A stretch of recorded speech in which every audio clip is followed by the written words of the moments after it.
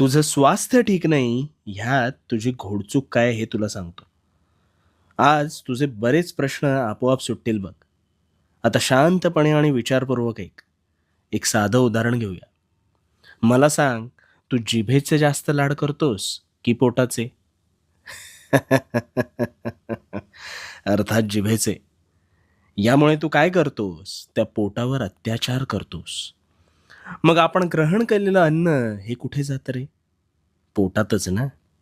पण त्या पोटाचा विचार न करता तू निव्वळ रसनेच्या वासनेचा विचार करतोस. त्यावेळी तुला समाधानकारक वाटतं, पण खरं तर हा समाधानीपणा आहे ना, हा जिभेचा असतो, पोटाचा नाही. कारण तुझ्या अरबट-चरबट खाण्याने नकळत हळू का होईना, पण ते पोटाचे स्वास्थ्य हे कधी बिघडू लागतं, हे तुझं तुलाच कळत नाही.